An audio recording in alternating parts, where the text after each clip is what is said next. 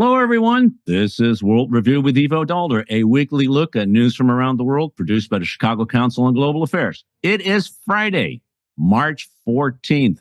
Another amazingly busy week for news from around the world. Let's start with Ukraine. At the beginning of the week, U.S. and Ukrainian negotiators met in Saudi Arabia and agreed to propose a 30-day ceasefire to the war in Ukraine and to take effect as soon as Moscow agreed. The ball is now in Russia's court, Secretary of State Marco Rubio declared.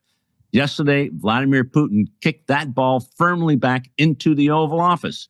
A ceasefire, he said, was a good idea, but it had to lead to a lasting peace, which could only happen if the root causes of the war were resolved. For Putin, of course, the root cause of the war is the very existence of Ukraine. So what is Donald Trump going to do now that his first best buddy said niet? Next, a new YouGov poll in Europe shows that large majorities now consider Donald Trump nearly as great a threat to their security as Vladimir Putin. This astonishing turnaround, really unthinkable for any time in the last 8 years where the U.S. and Russia are put on the same pedestal as threats, reflects a European realization that Trump is more interested in having good relationships with Russia than he is in bolstering allies and alliances. And it's raised fundamental questions about Ukraine, about NATO, even about nuclear weapons, all of which have been core to America's engagement in Europe since the 1940s. Finally, Secretary of State Rubio announced this week that 83% of all USAID programs would be canceled because, quote, they did not serve American interests. The gutting of foreign assistance is already leading to tragedy, including deaths around the world. But the real question is why the administration thinks halting global disease, supporting democracy and human rights, and creating a favorable perception of the United States is somehow not in America's interest. So here to help us sort out the news of the week and make sense of it are three reporters who cover these stories.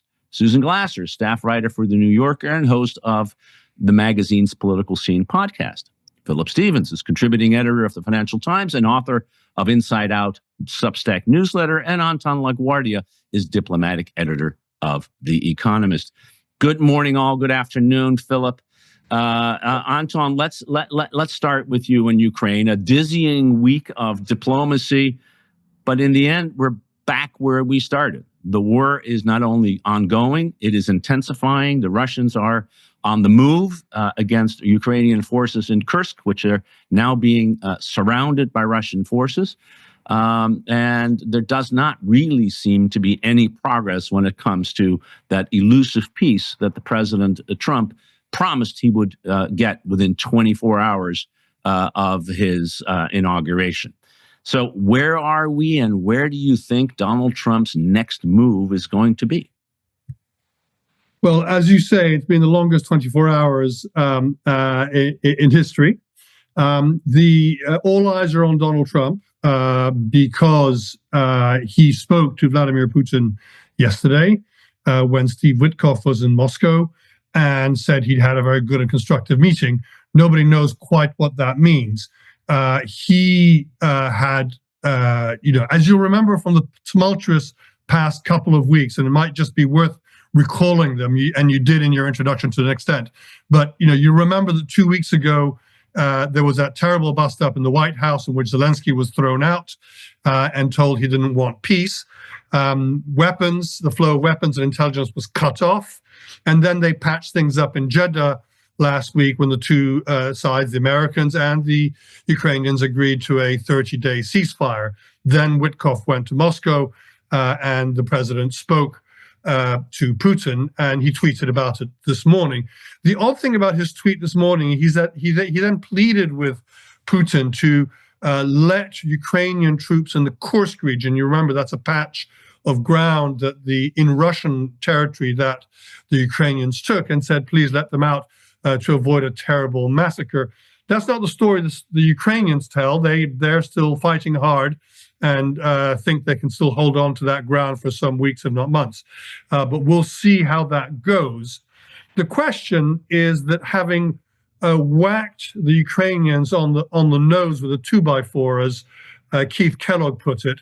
He seems to be applying no such pressure on the Russians. If anything, he's giving sticks to the Ukrainians and carrots to the Russians. The president has hinted at the possibility of more intense sanctions, and Keith Kellogg spoke about the possibility of intensifying enforcement of sanctions, but we're not seeing that at the moment. So you get the impression of a very sort of lopsided American diplomacy that favors Russia principally. He seems to be letting Putin string it along, saying he's got conditions, he wants clarifications, he needs to talk to the president. We must deal not only with the modalities of a ceasefire and who monitors it, but also get at the root causes. In other words, it doesn't seem that Vladimir Putin is really interested in a ceasefire. It doesn't seem that the Americans are willing to put much pressure on him, at least so far. And at least the Ukrainians have got back into the position they were in a fortnight ago, but not much better. So as far as one can tell, Trump is failing the test of achieving peace in Ukraine. We obviously have to wait and see what the next move from him is, but it doesn't look like it's going to be very strong pressure, certainly not the sort of pressure that some in Congress are urging him to apply. The last thing to say is that there seems to be quite a lot of confusion in the Trump camp as to who's in charge of what. I mentioned Keith Kellogg. I mean, his only contribution so far seems to have been that quote about the mule, but he's basically staying home, although he was supposed to be the point man. Steve Witkoff is acting increasingly as the Secretary of State, and J.D. Vance, who helped detonate the meeting with Zelensky, seems to have slipped away and retreated back in the background. So, we are very much in a kind of in limbo and wait and see what Trump does next. Anton, that's a great overview. And Susan, I think the last point that Anton made is that everybody's sort of grasping within the administration of what it is that the president really wants. I mean, they have their own points of view about how this conflict should be ended. But it doesn't seem that those are the point of view of the president of the United States. So they're all just grasping at straws. I saw that Marco Rubio went to Canada for a G7 meeting and said, we're here to strengthen allies and oppose our adversaries, which is kind of interesting because Canadians thought that the adversary today is Donald Trump rather than Russia, given what the president said in the Oval Office again yesterday. How are we supposed to read? And when you talk about the people in Washington, how do you operate in an administration when the president sets policy, even if that policy is completely different from what you have just expressed publicly a minute ago? Yeah, well, Marco Rubio is living that unpleasant reality. And in fact, that line I quoted in my column because there was a great retort to it from the New York Times' diplomatic correspondent, Ed Wong, who said, well, which allies and which adversaries? Because right now there is a very clear sense that the United States has switched sides.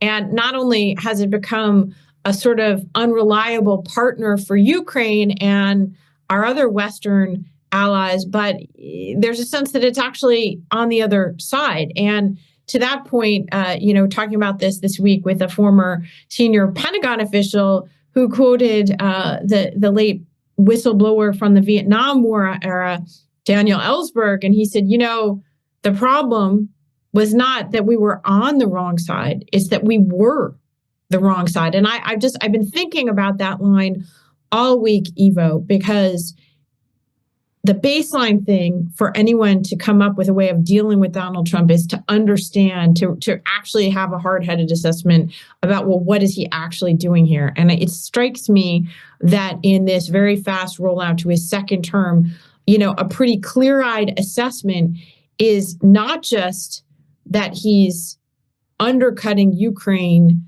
or making demands of Ukraine in an effort to achieve, frankly, an unachievable peace deal. But I think that that's not actually supported by the evidence. The evidence suggests that Donald Trump is essentially change teams and is making Russia's demands for it on Ukraine. And, remember that Trump and his allies, J.D. Vance, they were against all of the provision of U.S. aid to Ukraine. So it's not that, that now's the time for, dealing that sort of thing, which you might have heard, frankly, had there been another Biden term or a Kamala Harris term.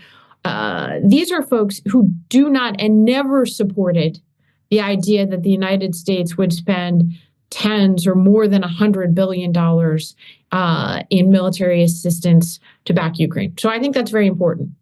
Number two, you're almost seeing them run down a checklist of very specific things that we've heard from the Kremlin and from Putin over time as demands.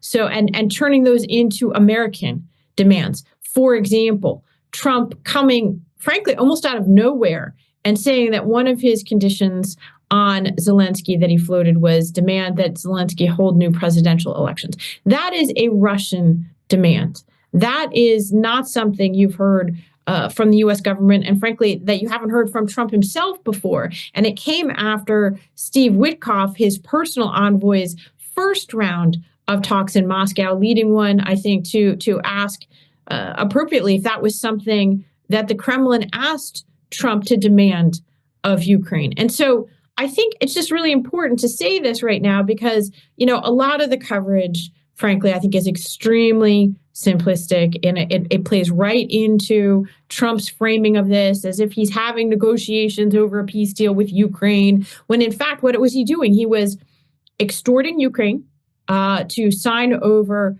essentially a putative arrangement where he would put down on a piece of paper that Ukraine would essentially give the United States of America rights to a certain amount of Ukraine's natural resource wealth in exchange, not for future assistance or a long-term partnership, but in exchange for aid already given.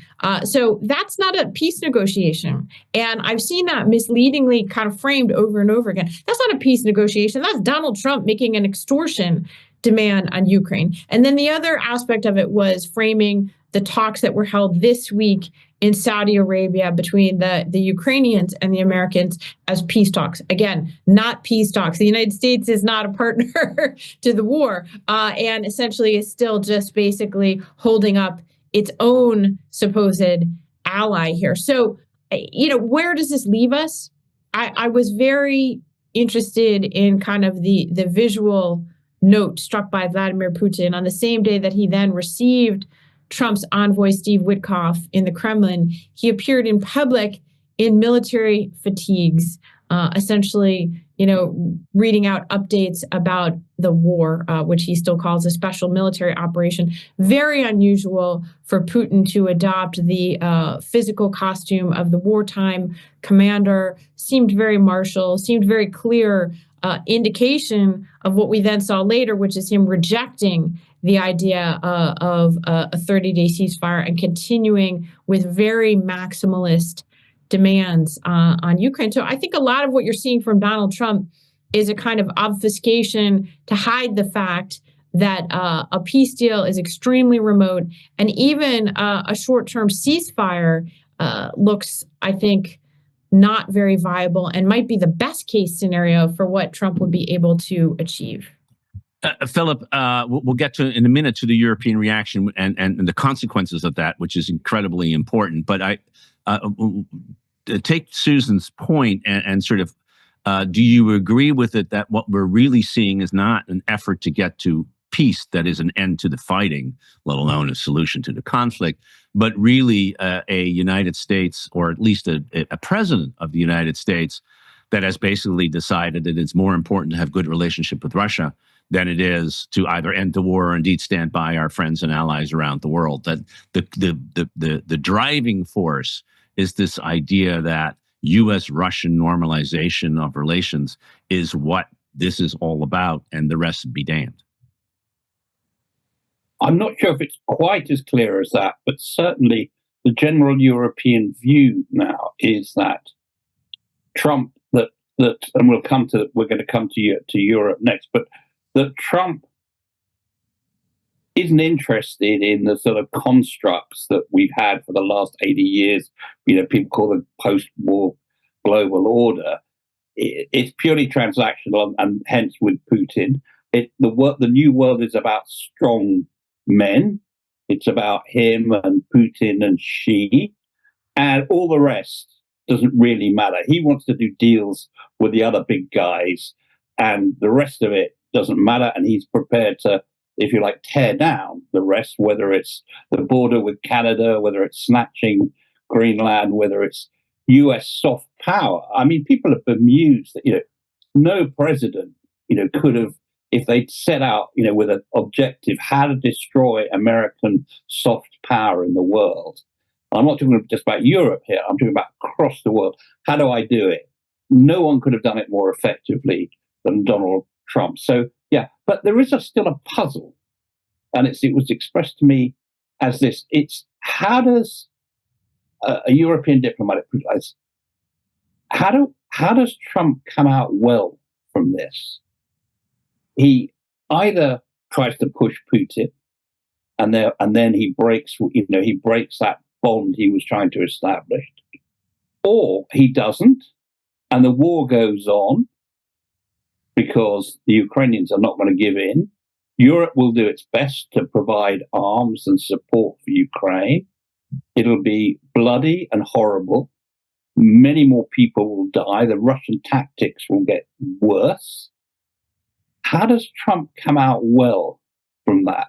And this is, I think, a genuine puzzle that a lot of Europeans have, that they can't see an end point in Trump's approach, because I'm not going to call it a strategy, that ends up, that sort of ends with him being a hero. And that's what he wants to be. He wants to be a hero. He wants to be the guy who fixed things, even if they're fixed badly. So, to go back to Anton's point, I was talking to someone who said, look, you asked me about the situation now. I think it's 100% better than it was 2 weeks ago when Zelensky was being kicked around the Oval Office. And it's truly terrible. And it's truly terrible because we have no idea that, it's good. It's 100% better because the conversation is now about what Putin's going to do, not about what Ukraine's going to do. But they have no idea as to whether Trump will apply any pressure at all on Putin, whether he'll go through the motions and then say to Putin, okay, do what you will, or whether he at some point will feel, well, look, maybe this guy Putin owes me a bit too. He should be doing something. And, I'm afraid, people just don't know. And they freely, diplomats don't like saying we don't know, but that's what they're saying. So, Anton, I think that is the core question, right? How does Trump look at the end game? Because clearly his first indication was let's punish the victim and embrace the aggressor, and that did lead to the change in policy on Ukraine, which was never going to go for a ceasefire and said, okay, we'll do one. Admittedly thinking that the Russians would probably say no anyway. But now that the Russians have said no, that's whatever else he said, it was a no. What can Trump do? A normal negotiation would be, as Philip rightly says, you put pressure on Russia. But it may be even more likely that he'll actually put even less pressure on Russia, maybe lift sanctions in order to get him to move forward. So how does he see this end game? Where is he just not thinking strategically about how step one leads to step two, leads to step three, and he's just making it up as they go along? Well, we're all struggling to understand the mind of Donald Trump. I think that's what's happening here. And I'm reminded of something that someone told me a few days ago, a non-American senior official who said, I understand our allies. I understand our enemies, Putin, better than I do our allies. And that was a kind of, very senior sort of official who's, spent time trying to understand stuff. What does, there's a lot of madness about what's happening at the moment. And there's a kind of iconoclasm of wanting to sort of wreck the order domestically as well as internationally. But to what end? Is there method to the madness? And I'm not sure that there is really. There are people who will say yes, this implies a desire to carve up the world into three spheres of influence, and Putin has talked about the Trump has talked about the possibility of having a three-way summit like Yalta. But he hasn't really talked about Asia yet, so we don't know what he thinks about Asia and China. So that thesis is incomplete. There is a thesis that he wants to simply extract a better bargaining position, and that being unpredictable helps him to do that, and therefore he will in the end get a better deal, and is already claiming credit for getting the Europeans to spend more on defense. So I don't know what Trump really wants in the end, and he may not know what he wants. He may just be acting on gut and thinking what makes me look good. And in fact, part of the strategy of the Europeans and the people who support Ukraine, they cling to this hope that somehow Putin will overplay his hand and annoy Donald Trump so much and not give him the peace deal that he thinks he can get. And at that point, Trump will turn against Putin and start to apply real pressure. I just, don't quite believe that. I think he is somehow enamored of Donald Trump. He was interesting yesterday at the White House when he spoke about the people he got on with. The people he named were Putin, Xi Jinping, and Kim Jong-un. He didn't speak about the allies at all. So basically, allies who depend on America are there to be taken advantage of, and the people who deserve respect are the big enemies. And when he talks about pressure on Russia, he talks about tariffs, which there's not much to apply. He talks about sanctions, and there is more that can be done. But he does not talk about providing more weapons or loosening the rules on weapons that he would provide. I think that's the one thing that would get Trump's attention, Putin's attention, I apologize, and is the one thing that Trump is not yet willing to do. Sorry, if I could just... Yeah. No, please jump in. I'm just still looking at this axis of autocracies being Russia, China, North Korea, and now the United States. I hadn't really thought about it in those terms, but I guess that's how Trump put it in the Oval Office. But Susan, your column today says actually just take him literally. He does know what he wants to do. So how do you see the Ukraine piece playing out now, given where we are? Yeah, I think to Anton's point, he's right that there are sort of the Donald Trump, is he actually switching America's geopolitical theory of the case and essentially saying, forget about the liberal internationalism of the post-war era, America as a leader of a Western alliance even, but it's going to be just one of a small number of essentially predatory great powers that has wide sphere of influence and wide latitude within that. And then the question of, does he just want to improve relations with Russia? And these are not incompatible. So I would say, rather than either or, it's yes, both, first of all. Second of all, this is not a new point of view from Donald Trump. The record is quite clear that he has a long-term desire for a American rapprochement with Russia, and specifically with Vladimir Putin.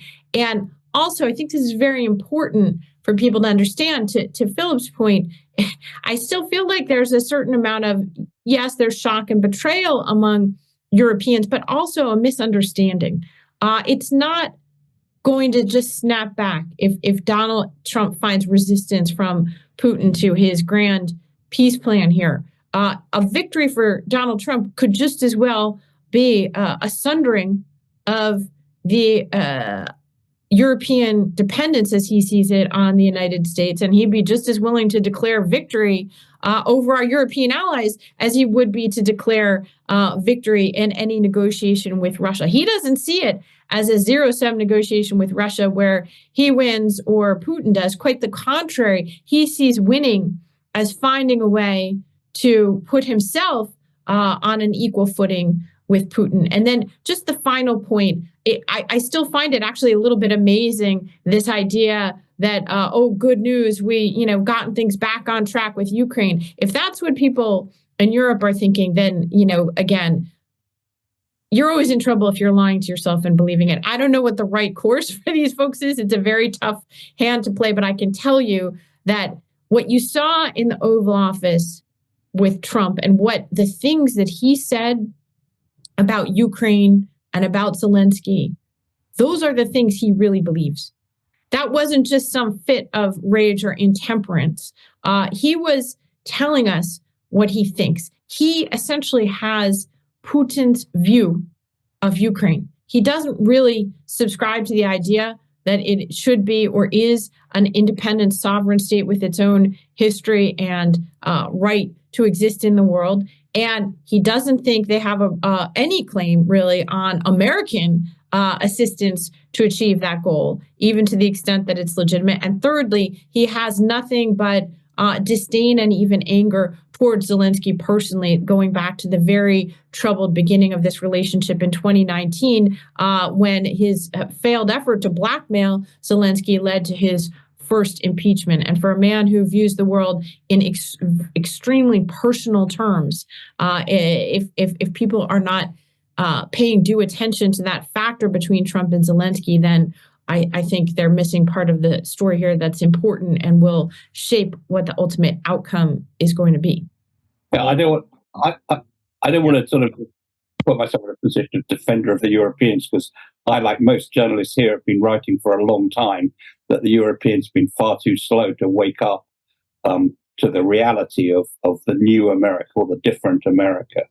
On the other hand, I'd say, no one thinks that Trump is all of a sudden going to discover that that Ukraine actually does have a right to exist within its old borders. As one European put it to me, he thinks Ukraine has got as much right to exist as Canada, which I think is a sort of pertinent point given his claim for Canada. So, but I do think that, one thought that the Europeans have, which I think is a possibility, or some Europeans have, is that in the end, Trump might just walk away and say, as he did really, I suppose, negotiations with North Korea in his first term, he'll clap his hands together and say, look, I did my best. I tried to get these people sorted out. Didn't work. Putin, I think, was doing his best too, but it just didn't work. So let's move on and let's have my summit with Putin and Xi and whatever. So in a sense, it's a sort of, he just moves on, and that's certainly being talked about in among European governments as a real possibility, the walk away from it, as opposed to a great blow up with Putin or another blow up with Ukraine. But should we move on? Exactly. I mean, I think that's a good transition, and I'm glad you put this point of view, because I do think the answer to the question that you posed earlier is what we know what he wants, but he's not going to get it, and then he will walk away, and we may then get to a better view of what he wants on Asia. As Anton rightly said, we don't really understand, and have talked about Trump's views on Asia.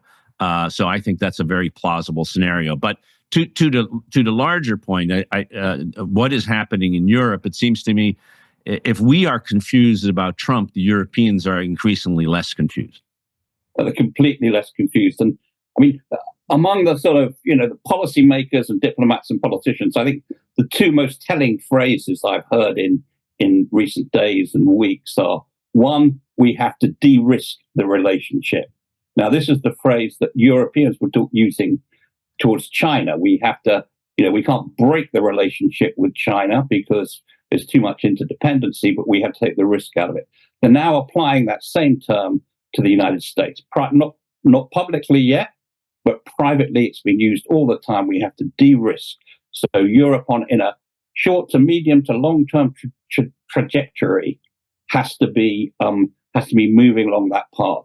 De Gaulle was right. You can't trust the Americans, and we have to at some point. But this is a generational sort of project. The other phrase is the twin threats. And the twin threats used to be Xi and Putin. And now you go to Brussels and people talk about the twin threats. And it takes you a minute to realize they're talking about Putin and Trump. Because they think that Trump is more destructive. He's being more destructive of the global order, or whatever you want to call it, multilateralism, than China. That Xi has got a lot more invested in rules and multilateralism and a sort of structure for the world than Trump has. So in a sense, now, they think that for the moment, at least, Trump is the more pressing danger to world peace and security. Perhaps not in the long term, but certainly in the short term. Secondly, though, this is being mirrored by public opinion.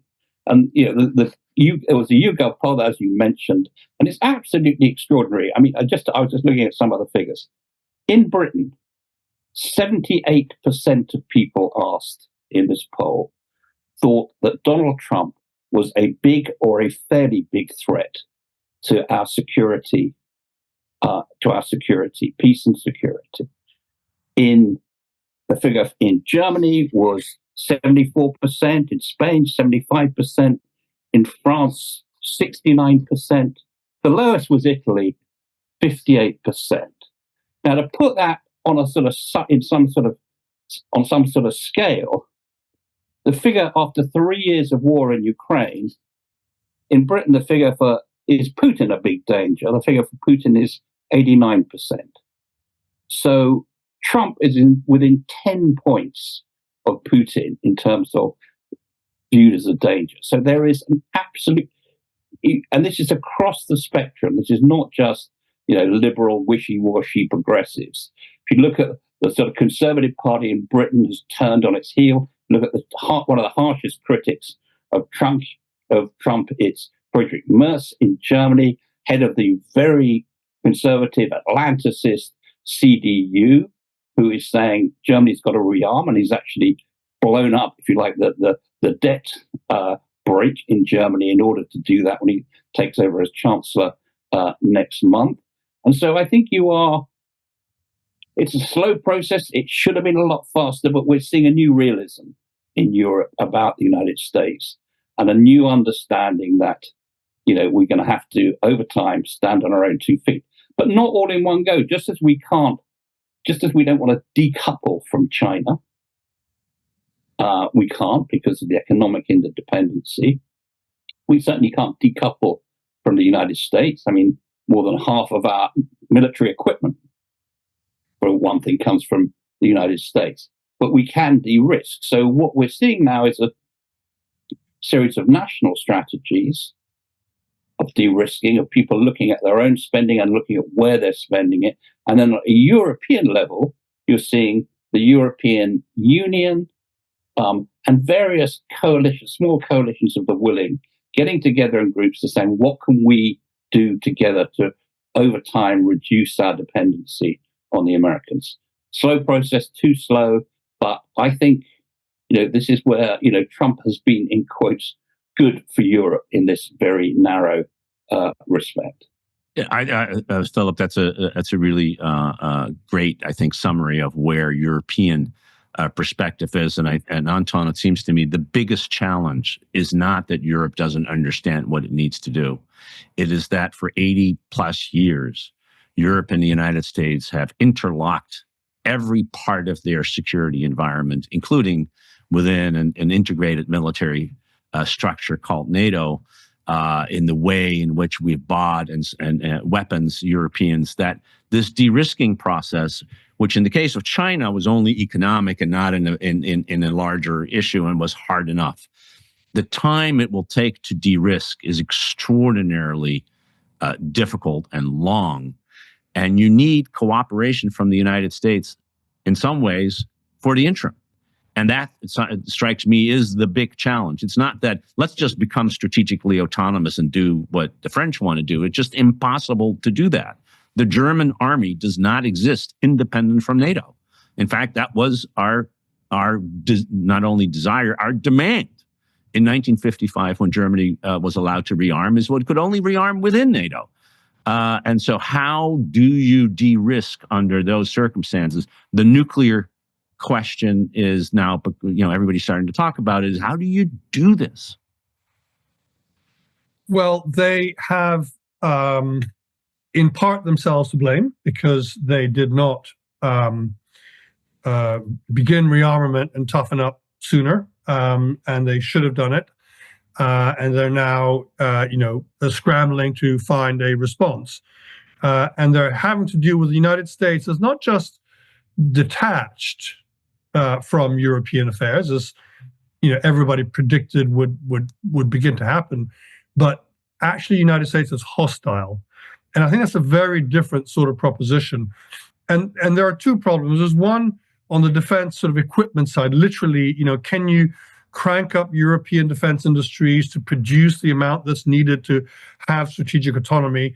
And to replace all the stuff that the Americans provide to the alliance. And there's, as you know from your time at NATO, there's the enablers, there's the airlift, there's the fuel tanker capacity, there is the command and control capacity, satellites, communications, all the rest of it. There's a whole panoply of stuff that America provides to the alliance to make it work as a sum greater than its parts. And then there is the fact of whether you can even depend on this equipment that the Americans provide. So I noticed a story today that said the Portuguese had decided not to buy the F-35 because they were scared that the Americans might not provide the updates and the capabilities when they needed it. In other words, it wouldn't be an autonomous capacity. It would be tethered to the United States. And that means they'll be looking for some sort of European alternative. Similarly, the Brits, have the independent nuclear deterrent, supposedly, but the missiles are leased from the United States. So will the United States continue to support Trident missiles and supply them? Or do the Brits have to buy a new Trident missile or, heaven forbid, build one jointly with the French?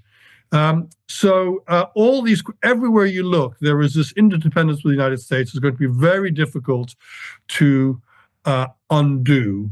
And it's a generational process. And the Europeans will need to move down this road and de-risk, but yet somehow try and keep as much cooperation with the Americans going as possible, because a bit of help from America is still better than none. And I think part of the strategy is to try and sort of not offend Donald Trump, keep as much going as possible, yet begin to hedge in terms of your national policies and begin to think of whether the Europeans can collectively take over NATO if the Americans pull out. There is one more important thing, which is that under NATO, America was a hegemon, was a kind of mind that pulled everybody together and gave direction, was a natural leader.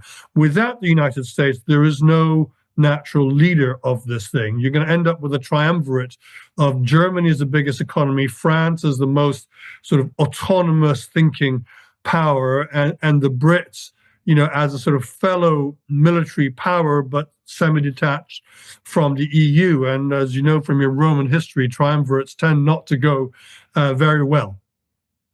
I would just add the polls to that, because I think the polls are going to be, in this game in a very serious way. But one more thing, very quickly, what I think Europe can rely on is that quite a lot of American business don't want a complete rupture. I mean, to put it bluntly, Boeing and others want to keep selling this kit.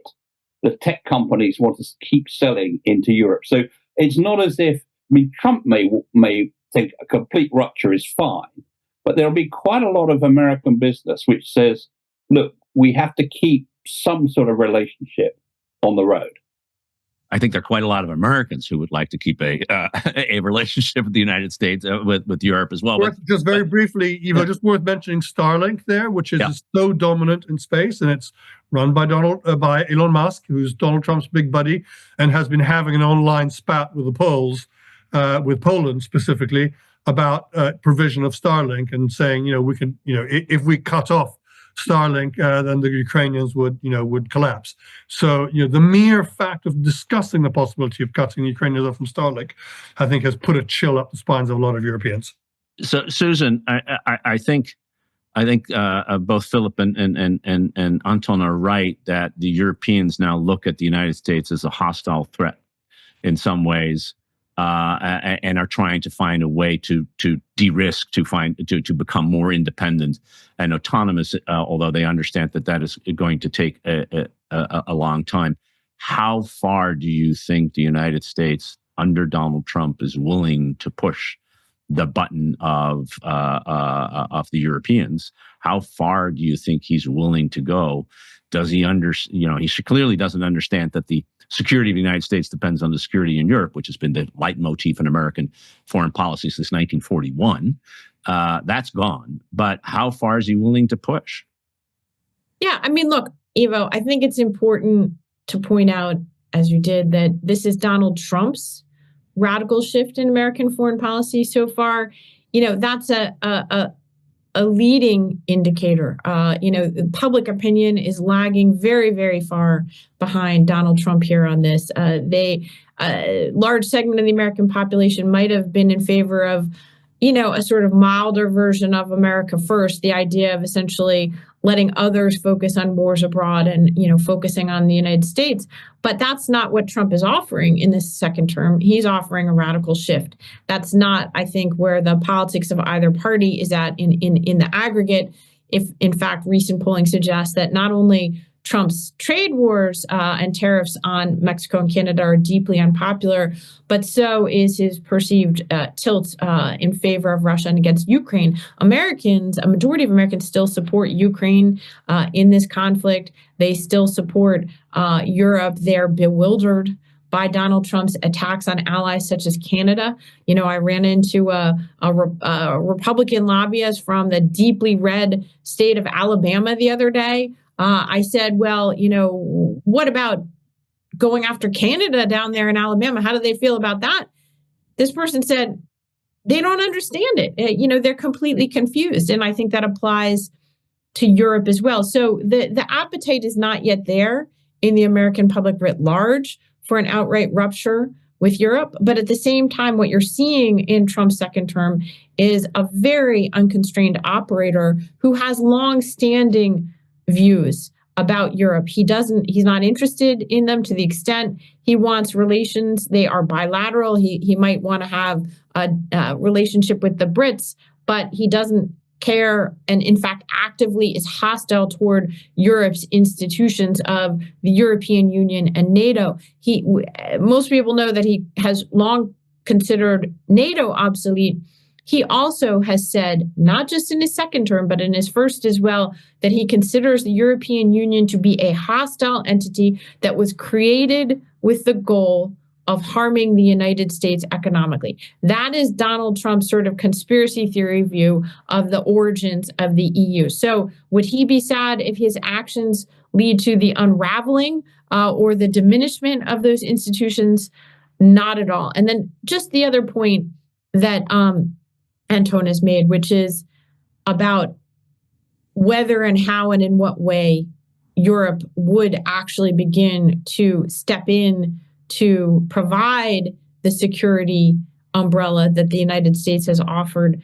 I've heard rhetoric in the last few weeks from Macron and from Merz and from other Europeans, but it's not clear to me what actions they're taking. And given how very long it's taken, American presidents have been warning since the Obama administration that Europe needed to step up. And it largely failed to do so until Russia's full-scale invasion in 2022. There have been increases across the board in defense spending, but nowhere near on the order of what would be required to step in for the United States. And frankly, the one thing we haven't talked about here is whether there's the political support inside these European countries to make the radical shifts in budget and in psychology that would be required in order to do so. And given our experience here in the United States, I would say beware your own publics in addition to Donald Trump.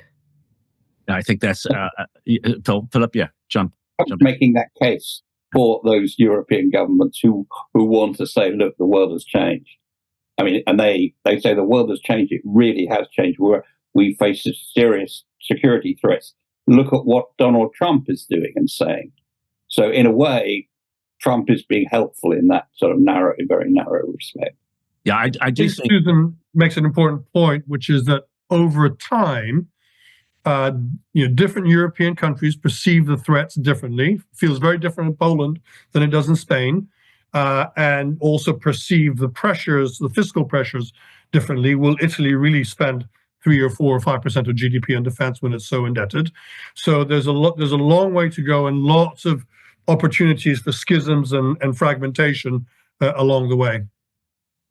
All of that is true. I think, however, when I look at this, I think there's a seriousness of purpose on the part of the Europeans to understand that they need to take responsibility for their own security and their own defense, that they're willing to put the resources there. I think if anybody had told you 4 weeks ago that the German parliament is about to vote, and there's now an agreement, I gather, with the Greens and the Social Democrats and the Christian Democrats to spend 500 billion euros over the next 10 years on infrastructure, and to lift the cap, the debt cap on defense spending, allowing the Germans to start to probably spend someone in the neighborhood of 100 billion euros more per year on defense.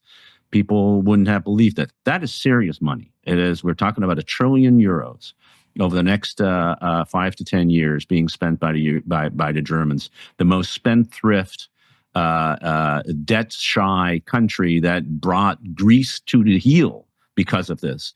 Only 10 years ago, as Anton, when he was still in Brussels, reporting on this, well knows, and yet it is happening. The problem that I think Europeans are having, and everyone analytically is having, is for 80 years, the United States stood there and told them what to do and how to do it. And the Europeans may not have done it to the full extent that the Americans wanted to, but they did it. They created an independent nuclear deterrent in the UK that was dependent on the United States, and the United States wanted it to be dependent on it. And now they're pulling the rug underneath it. Donald Trump is pulling the rug underneath of them, and they're a little bit discombobulated. But my sense is that the response from the Europeans, as we are seeing in Canada, the response from the Canadians is, we understand we're living in a different world. What I worry about, and Susan's column today on this was very apt, is I'm not sure the Americans understand that we're living in a different world, and that's one of the things we'll be looking at. We didn't have time to look at USAID and the cut in American foreign aid, but as Philip says, the United States has done more to damage its soft power institutions in the last 8 weeks than any other president could possibly have done. One way to do that was to take $40 billion, that's all it is, and which is meant to deal with disease and lots of other great things, and say, no mas, and you're all on your own. Not a great thing when you're a refugee in Sudan trying to find your next place to live, to eat, or to have your wounds treated, which is something the United States until now provided. That's the world this week. I want to thank Anton La Guardia of the Economist, Philip Stevens, formerly of the FT, and now the author of Inside Out Substack, and Susan Glasser of The New Yorker for your amazing insights. I want to thank all of you for tuning in this week. We'll be back next week with another edition of World Review. Until then, have a great weekend.